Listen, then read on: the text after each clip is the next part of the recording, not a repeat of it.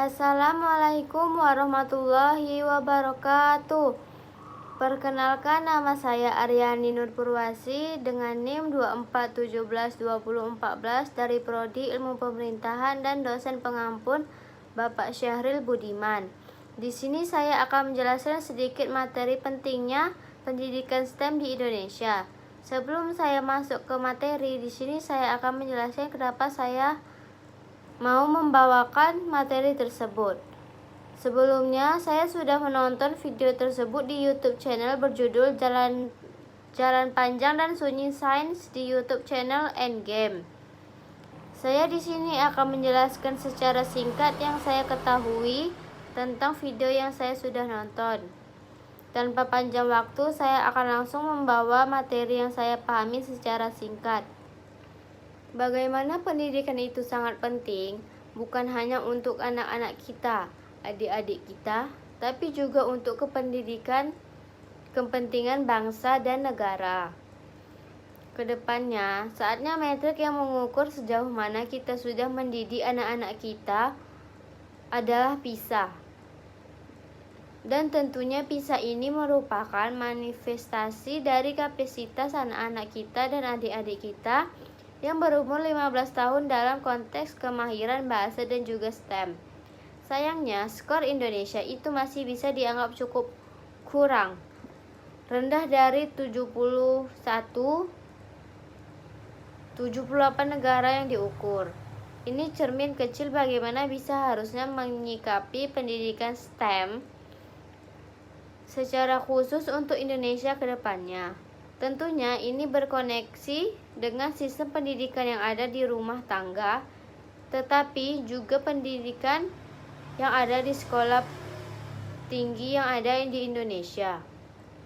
Tentunya kita juga harus ada keterbukaan mengenai bagaimana kita bisa meraih pendidikan bukan hanya di dalam negeri, tapi di luar negeri.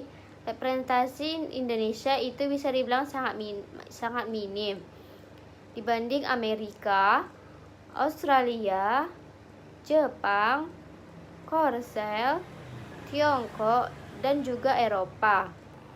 Lembaga pendidikan yang tinggi dan bermutu di bidang masing-masing negara, Indonesia itu representasinya kecil sekali.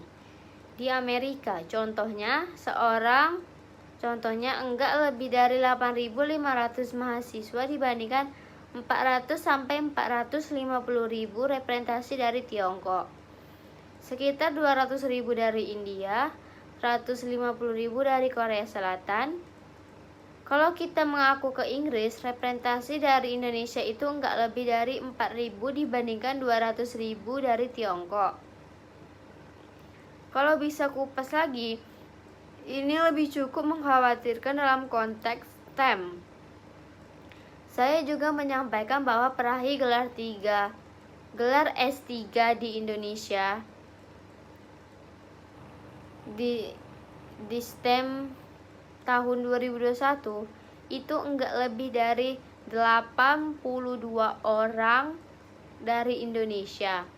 Ini angka yang sangat kecil yang luar biasa besar keindahannya atau kedengarannya, tapi sangat kecil dibandingkan dengan angka yang diraih dari teman-teman kita dari Tiongkok yang kurang lebih 6.500, India 2.500, Korea Selatan 1.300, Turki 4.500. Ini yang saya rasakan merupakan cermin dari bagaimana kita harus menyikapi pendidikan secara umum di Indonesia dan luar negeri. Tapi juga bagaimana kita harus mengedepankan pendidikan dalam STEM. Ini penting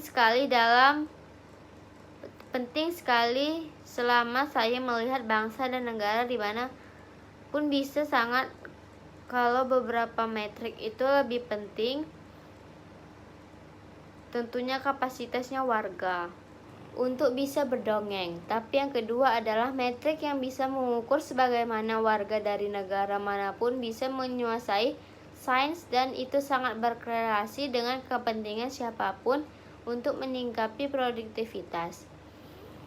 Selanjutnya kita kedatangan 3 ilmuwan Indonesia, yaitu Sastia Putri yang sudah memiliki posisi di Osaka University.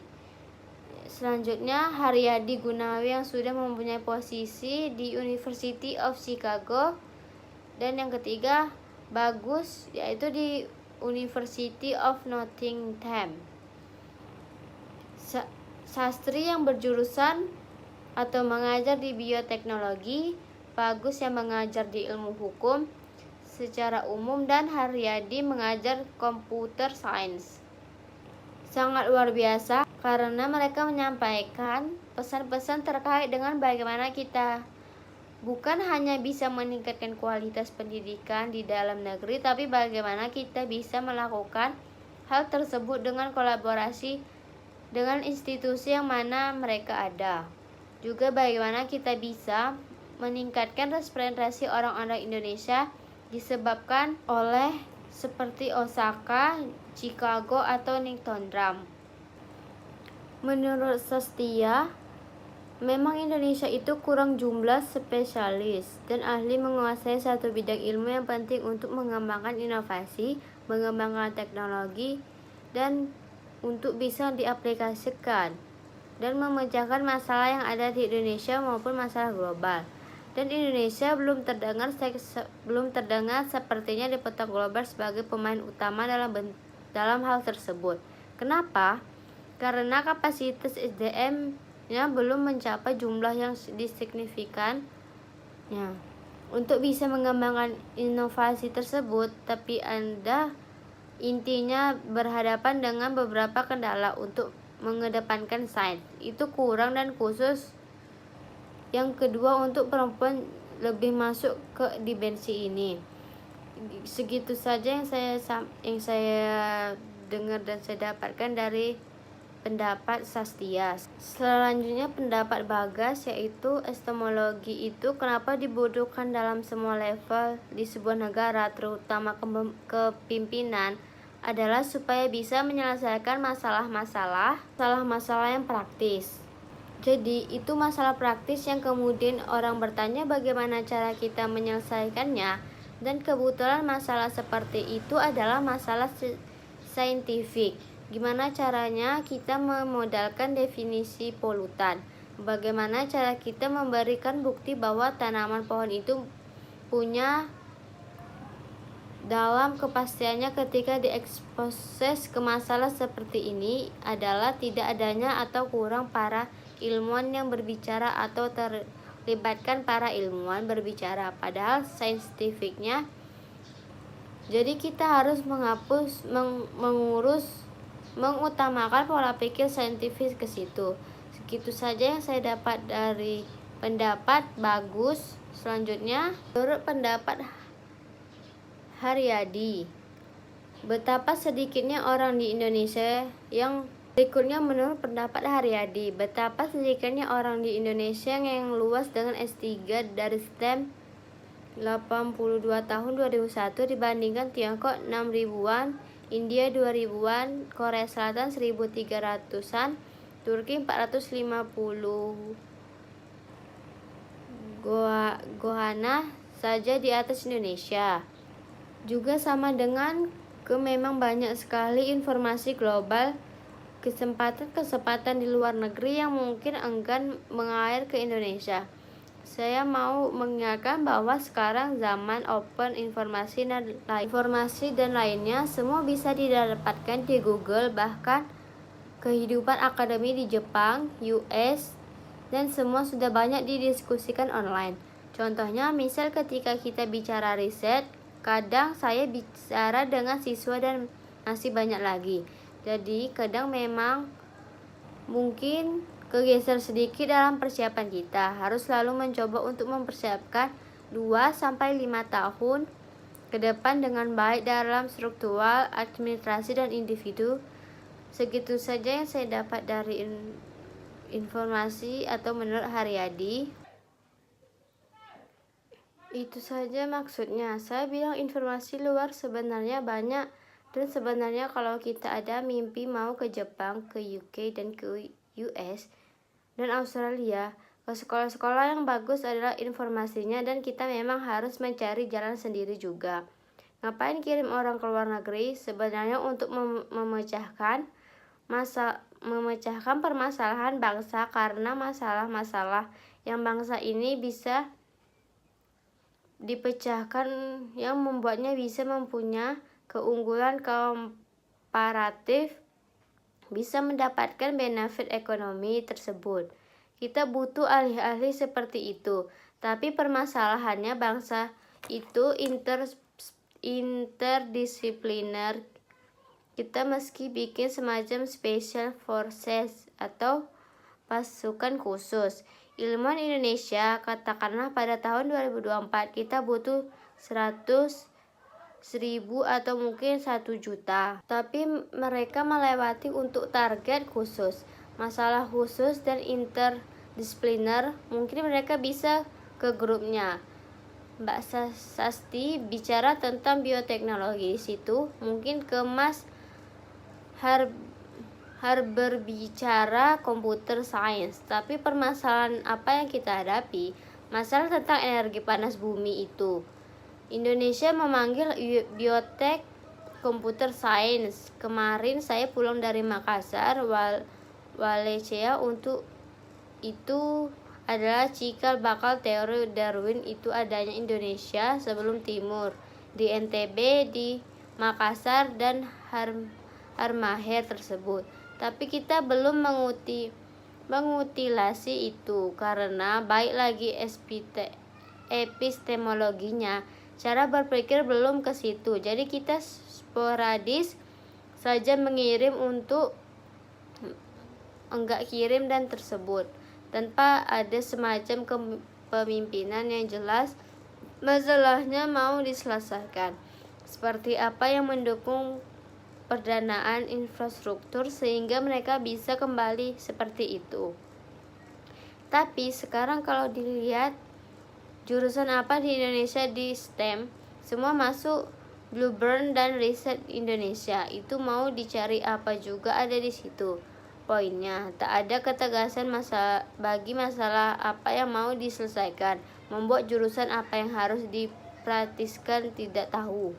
Kalau bagi saya persoalan pribadi, jurusan kimia supaya paper saya makin banyak. Tapi apakah itu yang terbaik buat bangsa? Belum tentu.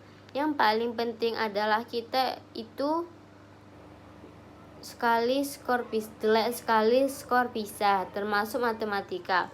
Matematika itu penting walaupun di Indonesia orang sudah tahu matematika penting.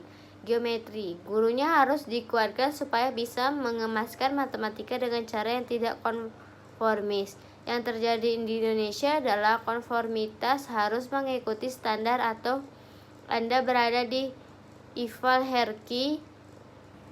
Dari hierarchy, kalau saya masuk hierarchy mungkin saya sudah menjadi entrepreneur besar. Saya enggak tahu justru karena enggak dapat itu, makanya dibuang dosen. Poin di situ.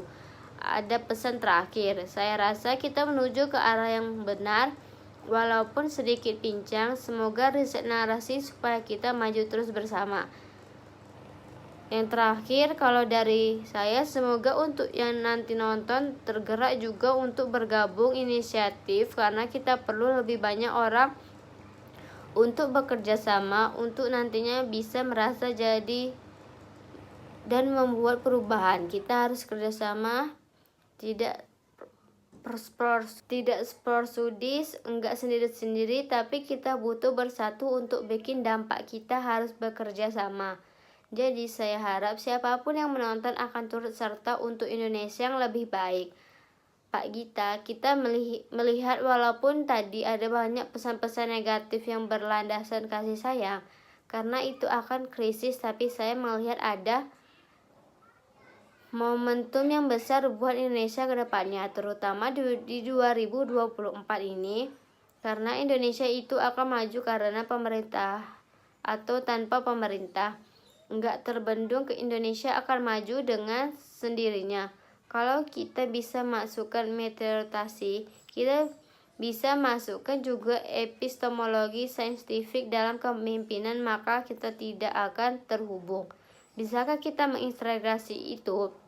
Ada banyak masalah birokrasi, tapi kalau publik tertarik, mereka adalah konstitusi dari yang akan membuat kebijaksanaan.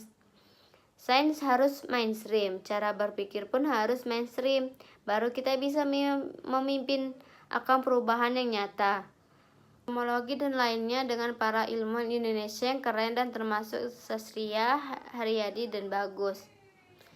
Penting pendidikan STEM di Indonesia dan fokus pada rendahnya skor PISA dan representasi ilmuwan Indonesia di luar negeri, yaitu ada 3 ilmuwan, Sastria, Haryadi, dan Bagas, berbagi pandang tentang tantangan dan peluang dalam meningkatkan kualitas pendidikan dalam penelitian di Indonesia. Mereka menekankan perlunya kolaborasi antara institusi pendidikan dalam dan luar negeri, serta pentingnya mengubah persepsi masyarakat tentang sains. Selain itu, mereka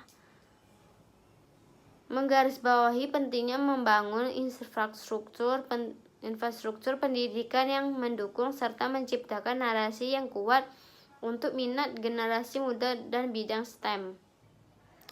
Sekian hasil presentasi saya yang membawakan materi yang saya tahu sedikit dari video Jalan Panjang dan Sunyi Sains. Wassalamualaikum warahmatullahi wabarakatuh.